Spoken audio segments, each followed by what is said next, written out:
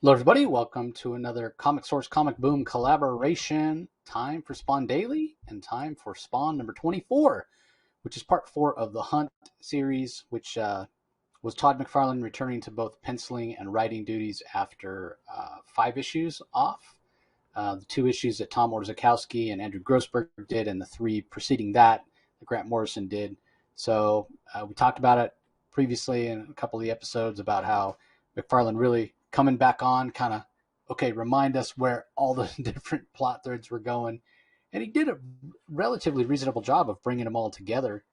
And it feels like a little bit of an abrupt ending, but it's still a very satisfying one. So I really enjoyed it. And the other thing I'll mention real quick, as this is coming out January 12th, 2022, the final series debut of the Spawn universe is also coming out today. It's called The Scorched, and it's basically like a team book, right? We have King Spawn, we have Gunslinger Spawn, and then The Scorched has She Spawn, Redeemer, Gunslinger Spawn, um, Plague Spawn, and Medieval Spawn together on a team. And I got a huge chuckle out of it because so the credits, it's written by Sean Lewis, right? This is the way it's credited: script and plot, Sean Lewis. And below that, in a smaller font, it says Todd McFarlane, additional dialogue. That's funny. And Because I just got such a kick out of that because we have talked extensively. And again, it's a little bit of a product of its yeah, time that this comic came out in the 90s. But that's funny. what better purpose other than drawing it, obviously, because Todd's art is still incredible, but what better purpose for Todd McFarlane to serve on a Spawn Universe book than to add more dialogue? Oh, that's hilarious. That is So hilarious. yeah, I got to kick. I haven't finished reading it. I'm about halfway through. It's a huge book. I think it's a 7.99 book. It's Uh-huh. like 60 pages. It's yeah, 59 pages is how long the digital copy is, and obviously that does include like the cover, and I don't know if it has additional covers in the back. Um, but yeah, pretty interesting. But yeah, it does have the extra covers in the back, and there's quite a few. So you're probably looking at 48 pages of story. But one of the things I'm struck by is I'm reading this, and I've been reading King Spawn, and I've been reading Gunslinger Spawn, and I'm sort of powering through them, even though a lot of the things that they're referring to, I have no idea. Like, and that's Yeah. part of the reason that Rocky and I are doing this. Just a reminder, what we are doing, we're basically trying to read all the issues of the main series Spawn to celebrate the 30th anniversary of Spawn and to get caught up so we can be caught up and understand what's going on in this Spawn universe. So by the time the year finishes up, it'll be about 330, 340 issues. So we should be able to get through all of them, provided we don't get spawned out. But yeah, I had to mention that it's out today, and Todd McFarlane additional dialogue, like that could be every Spawn book. Absolutely amazing. So anyway, what did you think of 24? Did you like the way that the Hunt story arc finished up, Rocky? Uh, I, I actually, I really love the visuals. There's one particular scene where that is just an absolutely amazing double page spread where Spawn saves his best friend. I loved it. Yep. I thought it was a little too. I thought it was very convenient. Yeah. Yeah. Very convenient. But I still liked it because I really love all these villains. I like the fact that Jason Wynn is still active at the end as a villain. So is Vito Gravano, and Sam and Twitch are still okay. The F the all the players uh, that are causing chaos in Al Simmons' life and Terry Fitzgerald and Wanda Blake's life, they're still active, and I actually find myself not wanting them taken off the playing field yet. so Yeah. I yeah, was. I kind of Yeah. like it. Yeah, I was going to mention that. I talked about the ending being a little abrupt, and I'm going to talk about it when we summed it up as well. It's like for a guy that Spawn, who has embraced final solutions for certain situations. Obviously, Billy Kincaid is the first one that springs to mind. He lets all these guys live, and we'll talk about it when we as we do the recap here. So let me go ahead and dive in. Art and story by Todd McFarlane, with a special thanks to Greg Capullo. The letters rather by Tom Orzechowski, colors by Steve Oliff and Oli Optics. and dedicated to Joe Sinnott, legendary inker. Did a lot of work with Jack Kirby, especially. So the issue kicks off right where the last issue, where 23 left off, with Sam and Twitch there in the alley with Spawn and Terry Fitzgerald both kind of unconscious at their feet. And all Sam Burke can think about is, man, this is going to be a lot of paperwork. And Twitch, with his normal kind of straight deadpan sense of humor, says, so it would seem, sir, but it's not too long before they get a bit of a shock, because they check Spawn for pulse, which he probably never has a pulse, right? He's dead, and it's not even a true human body. We've talked about that a lot.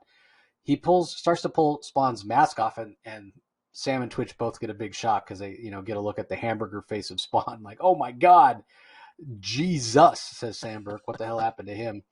And it's not bad enough that he's got the hammered, burnt-looking face. Remember, it's still stitched up with the shoelace right down the middle. So, and Terry Fitzgerald is not looking much better. He's got a swollen eye, busted lip, and as they're kind of propping Spawn up against the wall, his body there, they're kind of rehashing what was going on, what they were told, what they learned last issue. And Sam mentions, the only thing we really know about this guy is the bag lady called him Al. And Terry Fitzgerald, as he's coming out of his unconsciousness, hears that. He's like, Al? What? No, Al? Could it be? And he's got that thought has been planted in his head. And we wondered last time if Terry or Wanda would be the first to discover that Spawn was Al. So maybe Terry's got the lead here. Maybe he's the lead horse in that race. I guess we'll see. So once Sam Burke sees that Terry's conscious, he immediately kind of attacks him. He accosts him. He's like grabbing him by the suit jacket. He's like, what's going on here? I got about 200 questions. I'm like, I get it. I get that you're curious and you want to know what's going on, Burke. And you got, he's a good detective. So he's got that insatiable need to want answers to his questions. But this guy just got the crap kicked out of him, probably has a concussion. Yeah. Maybe you don't need to shake him up.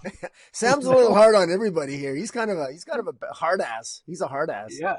Yeah. I mean, typically a guy who's a big of a slob and, doesn't take care of himself in terms of his weight and his appearance is, usually they tend to let things go a little more easygoing. It's sort of part of that personality, but yeah, that's not Sam at all. So he does call for a couple of ambulances and asks some uniformed cops to cordon off the area.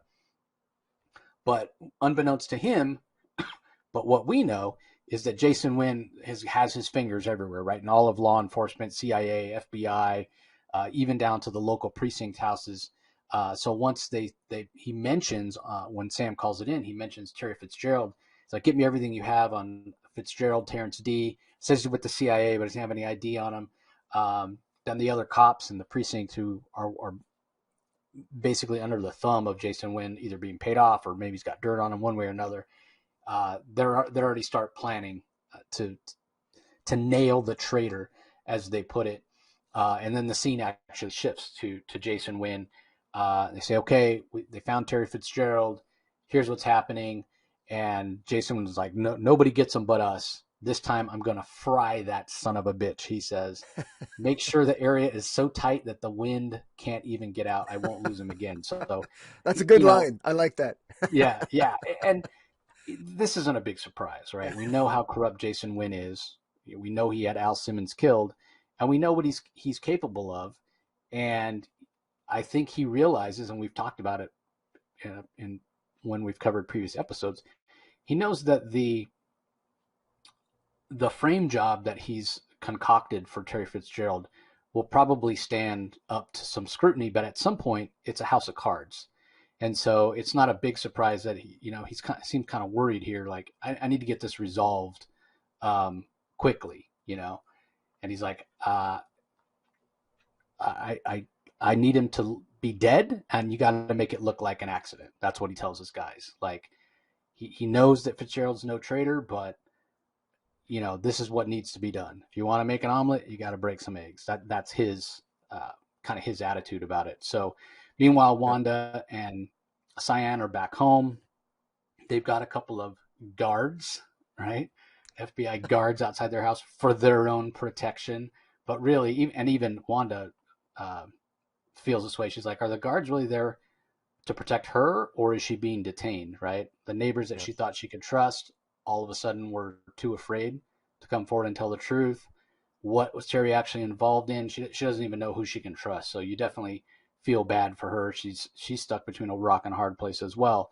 And again, all because Jason Wynn is manipulating events, because he's a bad guy and he needs a fall guy, right? He needs Terry Fitzgerald to take the fall. So again, McFarlane early in this issue is touching all the characters, giving them all a little bit of time on the screen here to let us know where they are. So meanwhile, back in the alley, Sam's trying to get answers, and Terry's telling him what he knows. But remember, Terry doesn't have the whole picture either, right? Like he's like, the mob told me to come here because they had my wife and daughter held hostage. That's what they told me. So I came here and I expected to find the mob, but instead there was this giant 10-ton cyborg, and Sam's not buying it. He's like, yeah. So you're a G-man and you're expecting to meet with the mob, and then they sucker you and, send a cyborg down here. And this dead guy, this dead hero over here seems to have a personal reason to try and save you. And you have no ID. So, it seems like a pretty far-fetched story. You don't blame Sam Burt for not buying it. Meanwhile, we see a couple of homeless guys, some of Spawn's friends, that see Al pretty messed up, and they're like, well, we got to go get some help. Like, they know that Al's probably not dead, but they also know they can't take on these two cops by themselves. So they run off to get some help. And meanwhile, Sam loses his patience with Terry and again starts roughing him up, because Terry's like, you got to let me go. The mafia's got my wife and kid. I got to get out of here now. I got to go track him down. Sam's like, you're not going anywhere, man. I don't care what your problems are. And even Twitch is like, dude, chill. And he's like, nobody's telling me to back off. This one's been dogging me for too long. And don't forget, they also don't know the mystery of who Spawn is. The red-caped figure that they saw outside of Billy Kincaid's house. They were taken off duty for a couple of weeks while the investigation, because the dead body of Billy Kincaid was found in their office. So for Sam Burke, it seems very, very personal, And Terry's arguing with him like, are you deaf? The mob has him. They're going to kill him. I don't care. And Terry just starts running. Yeah, and he doesn't know that it's all a bluff, that the mafia doesn't have on it. That was all a bluff just to get him, just to threaten him and antagonize him. So it's yeah, exactly. And true to Todd McFarlane, he's nice enough to remind us of that in an editorial note. It was actually a bluff. See issue 22. So spelling everything out again. Yeah, and like I said, even the story that Terry knows, even what he's telling these guys isn't the whole story, and some of it is flat out wrong. Like, yeah, the mob doesn't really have his wife and daughter, but he doesn't care. Like, even if he's going to be shot in the back, he runs off. He says he's got to go and rescue him. And meanwhile, as he says this, Spawn starts to regain consciousness. He hears that Wanda could be in trouble, so obviously that gets his attention, kind of wakes him up. Meanwhile, we shift over to Tony Twist, Vito Gravano. Check in on him for the first time. So we find out that they think that Overkill did the job, right? That Terry Fitzgerald has been killed. They think Terry Fitzgerald is Spawn. And so all Vito Gravano wants is confirmation. I want to make sure Overkill did his job. We need Fitzgerald dead. And then he gets interrupted by a phone call, and there's other guys from the cartel that are threatening him, saying, hey, we're having a meeting next Thursday, and the other guys are unhappy with your dealings, and you got 6 days to get everything put back together. Well, this really ticks him off. He's not used to being threatened, right? It says he's the one that threatens. And so he tells somebody, so Gino was the guy that called, apparently head of some other family. And so he tells his guys, send somebody over to Gino's restaurant, take his top chef and cut his hands off. In the meantime, find me Fitzgerald's body, whatever's left of it. I'm going to take it to the meeting on Thursday, and that should shut everybody up, show them that I took care of this problem, right? Because again, what they think is that Terry Fitzgerald is Spawn, and Spawn was the one at the beginning of the series that was stealing all the hearts, or taking the hearts out of all these mafia guys, killing all these mafia guys, and they blame Spawn when really it was the Violator all along. So as all the cops start converging into the alley, we are reminded that Terry Fitzgerald's a hot commodity. Everybody wants to, right? The police, The FBI, he's still being blamed for the 2 dead FBI agents in front of his house. So, I mean, when a cop goes down, when you're hunting for a cop killer or, federal agent or something like that, that all bets are off. That's usually when people don't even survive to get taken into custody, right? They get shot while trying to be apprehended. So Terry's a very wanted man at this point. Yeah, and he's pretty screwed, and I don't even think at this point Sam and Twitch don't even realize that, and it's interesting. What I like about the scene is that we find out why Twitch is called Twitch. Yeah, exactly. So I'm surprised that Sam Burke even attempts to chase Terry as he's running, but Twitch is fairly heavy set. Yeah, exactly. But Twitch is very thin and very fast, and we find out the reason he's called Twitch is because he doesn't twitch. We know he's an expert marksman, and that's all part of it. So he manages to outflank Terry, and as Terry rounds a corner, he gets a gun right in the face, and he kind of gives it up. He slumps to the ground. Sam Burke catches up, and again, I'm surprised that he catches up as fast as he does. And he even says, "Man, I thought I was going to have a heart attack." And Twitch is like, "Well, good for you, sir," which is a funny line. So they're like, "I'm getting sick and tired of this. We're going to take you down to the station, Terry. We're going to get some answers." But luckily for Terry, the rest of Spawn's allies, all his homeless friends, have been following. The 2 that saw Spawn initially, they went and got a bunch of friends. They've gathered up sticks and bottles and pieces of wood and whatever they can find. And they're not really trying to hurt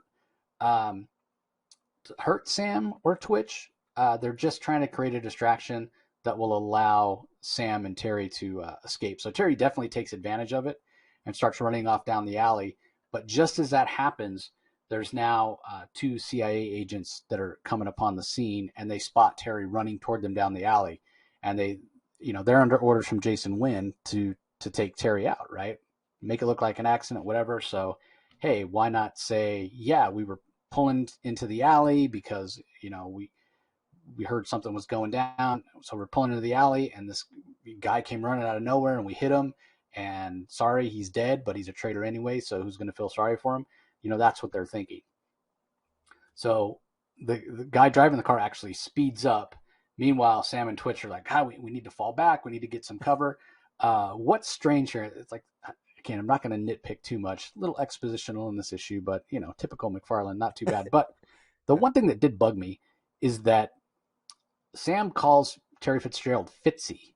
And we've seen him called Fitzy before, but, mostly by friends or mockingly in threatening notes. I just don't see a cop like Burke calling him Fitzy. He's not a friend.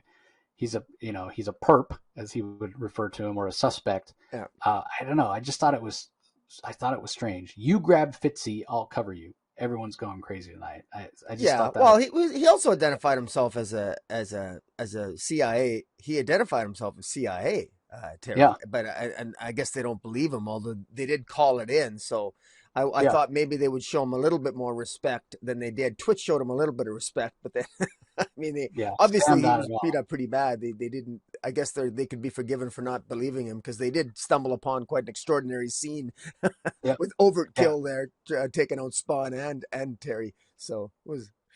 Yeah, and that's the thing. Like Terry, for all their suspicions of him, he's a regular guy. You think they would be more worried about tracking down Overkill, who giant hulking menace, but whatever. It's a comic. Don't examine it too close there.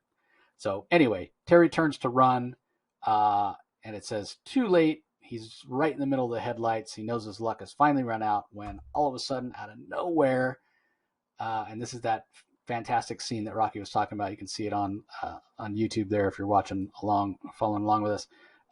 Gorgeous. He just stands right in front of the car and uses up some energy to do this. We're told that the car will look as if it was impacted a steel pole, which for all intents and purposes it did. The engine gets pushed back into the passenger compartment. Both occupants will never walk again, which I suppose kind of serves them right. They're trying to murder an innocent man. We're told that Al does expend energy to do this.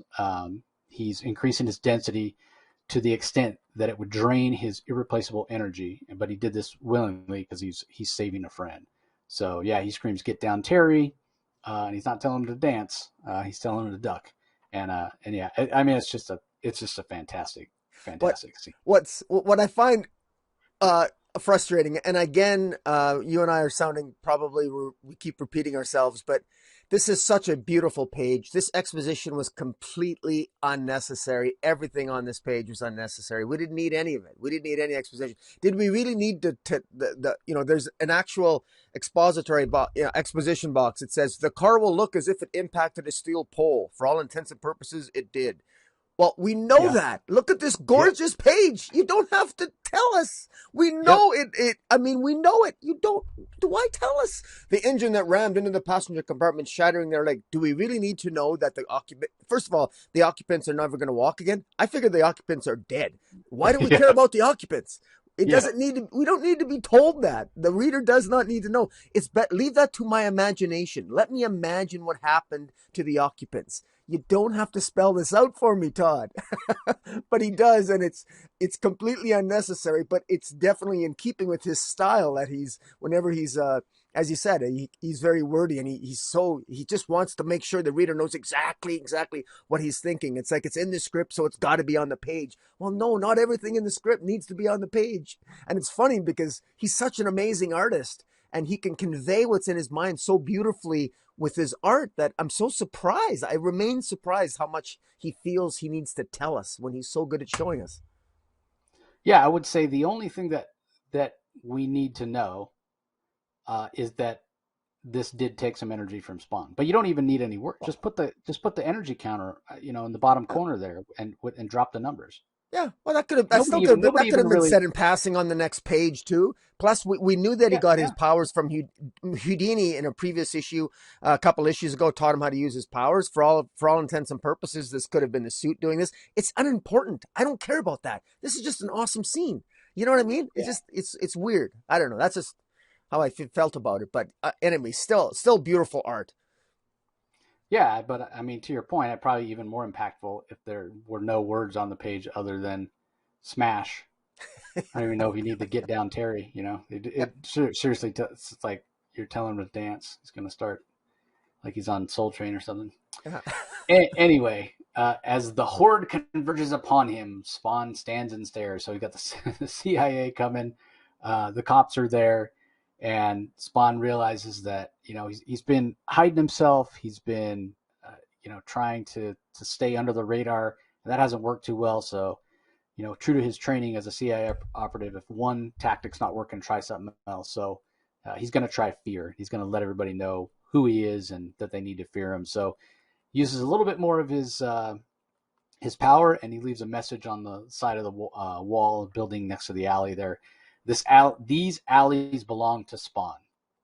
So he's letting them know, in the words of McFarlane here, that the boogeyman really does exist, and he's going to make sure everybody gets that message. And then he kind of disappears.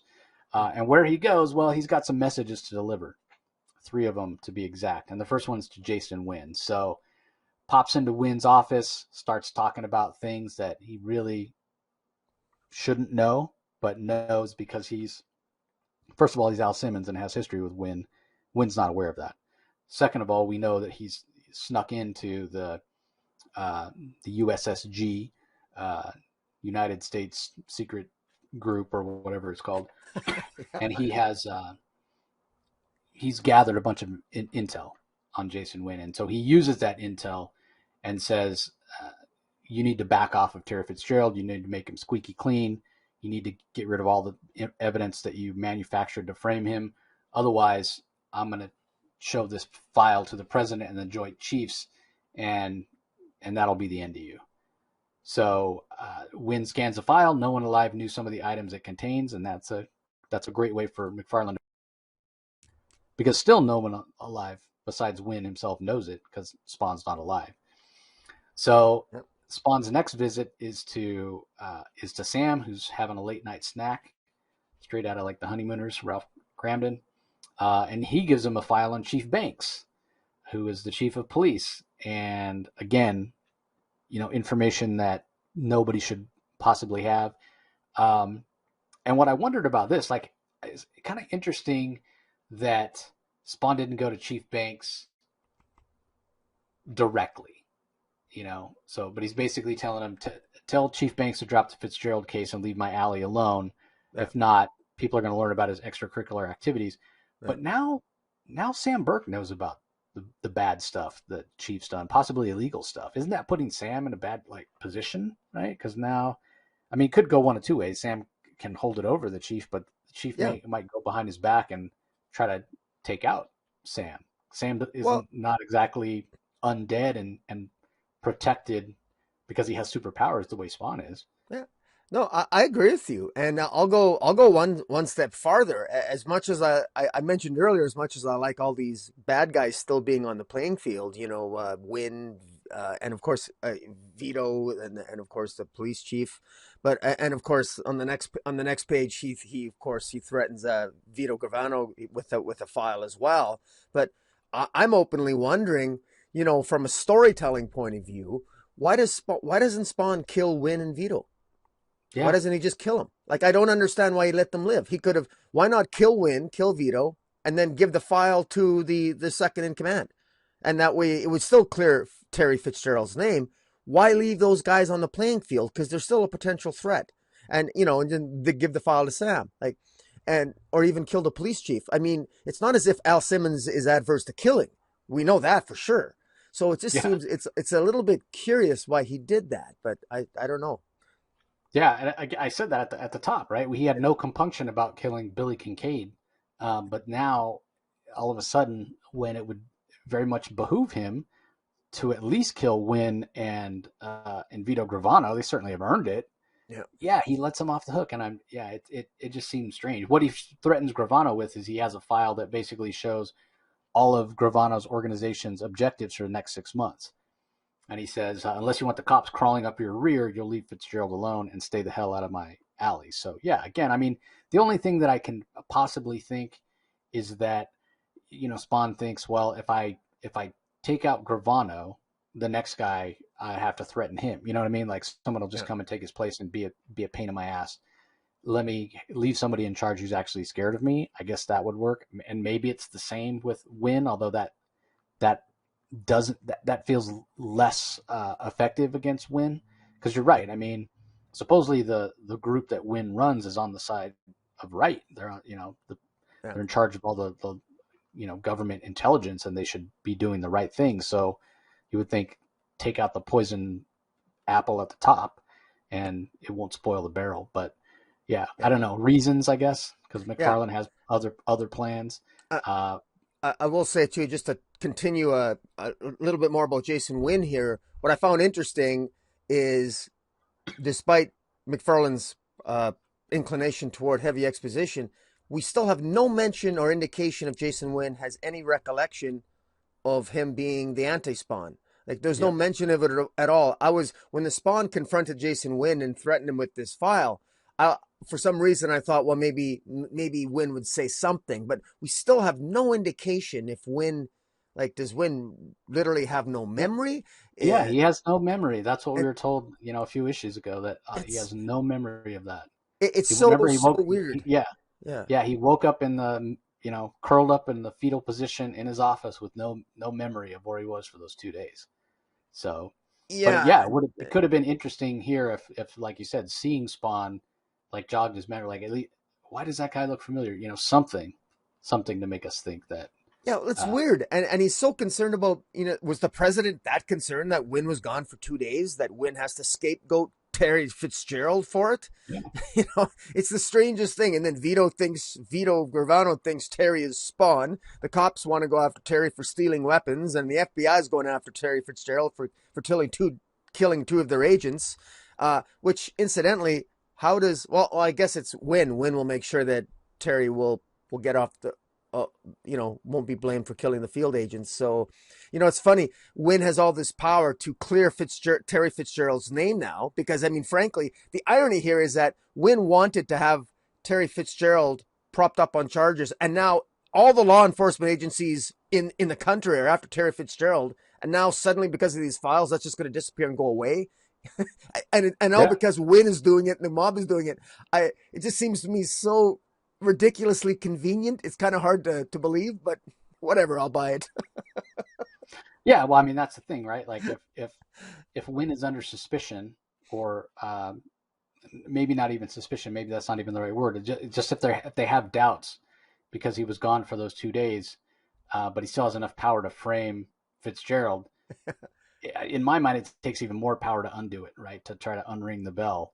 Yeah. Um, if he can somehow manufacture or do whatever he needs to do to clear Terry because of this threat from Spawn, why can't he manufacture stuff to clear himself for where he was those 2 days? So, but yeah, you Uh, can't think about it too close yeah. because it does fall apart. It's a comic. So, I but anyway, we would be we would be remiss if we didn't mention how big this submarine sandwich is that Sam is eating. What are the odds that the Spawn shows up at Sam's apartment, Detective Sam Burke's apartment, and he's eating a giant submarine sandwich? I mean, what are the odds?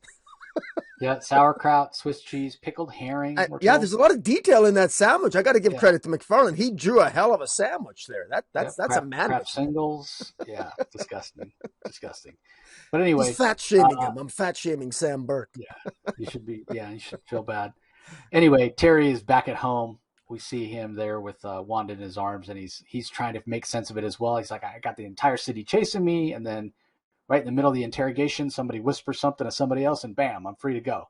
I'm a non-issue. And Wanda's like, you know what? I won't even pretend to know what this was all about. I was scared. All I could think was losing you and Cyan growing up without a father. Um, so I'm glad it's over. And Terry's like, yeah, I was scared too. I don't like somebody messing with our lives like that. It's got to take somebody with a lot of influence, and that's what scares me. So you can see the wheels are kind of turning for Terry. I'm sure he suspects Win at this point. Meanwhile, Spawn's outside in a tree overlooking the house, and he's thinking um, about his wife and his house, and he's like, "Is it? How funny is it? You know, I have a wife that's married to somebody else. Like, yeah, she's not really your wife anymore, Alan. He's gotta come to terms with that, and he still hasn't. So, but what he's worried about is the fact that he made the deal, the fact that he came back, it's having a negative impact on the people that he cares about the most. But for now, he thinks that his plan has worked. Um, showing these files to these particular people has, he hopes, the people that he cares about out of danger, and he'll worry about everything else tomorrow, is what he says. So disaster has been averted. So that's how the issue ends. The issue and the story arc end, and yeah, issue 25 up next, which has a guest artist. And again, I think 25 came out right around the time 12 or 13 came out, and they jumped forward and had some creator crossovers. So it'll be interesting. I've never read it, so I'm not. I haven't read ahead either, so we'll have to see what 25 brings. But yeah, all in all, this was entertaining, if not a little convenient. And my biggest question, and Rocky mentioned as well, it's like, why didn't he just at least kill Win? Like at least. Um, Yeah. and I don't think anybody would really miss Gravano either. And it's surprising because he hasn't worried about killing before. But I don't know. Maybe he's turning over a new leaf. Yeah, Any no. other thoughts, Rocky? Just that you can definitely see Win being a wild card here because if Win is clearly extremely powerful. He's arguably the most powerful player on the field here, and if he doesn't remember what happened during those 2 days, and he became the anti-spawn, and and yet somehow was able, for some reason, I had thought that he was sort of killed and became anti-spawn, but clearly he wasn't. So he was able to be made human again, or maybe I'm wondering, maybe he's not human. Maybe Win has changed in some way that we don't know, and that obviously even Win himself doesn't know. He doesn't. The irony is that Win has a lot more in common with Al Simmons than he ever could possibly imagine, and he doesn't even remember why he's got so much. I mean, he's actually shares a name, except he's the anti version of Spawn. So it's definitely Win. Jason Win is the wild card here, and that's what I like about this moving forward. And I love the fact that Vito. I love the fact that just an ordinary human mobster is elevated. I like human villains. I like sort of like a Lex Luthor because it I like when ordinary humans are elevated to a status with their deviousness and evil. I like that element of the story, and I like the human element here. I love the relationship. That's one thing that McFarlane has done really well. I think I really get a sense of the relationship between Terry Fitzgerald and Wanda, and then Spawn, Al Simmons being the best friend and the first husband of Wanda. That interplay has worked very well. It's the relationships, that key relationship, that sort of love triangle, is something that actually keeps me intrigued. And for all the sort of, you know, I say friendly constructive criticism that we're giving the exposition, McFarlane has got me. I'm invested in this story, and I really am genuinely enjoying these daily reviews that we're doing. Yeah, additional dialogue, Todd Yeah, McFarlane. So that's right. you can always count on it. So anyway, that's going to do it for this episode of Daily Spawn Daily, everybody.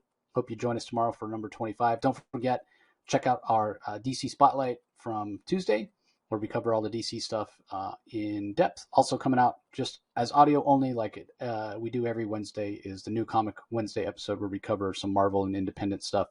It is spoiler free. We just talk about the books in general, so you can check that out.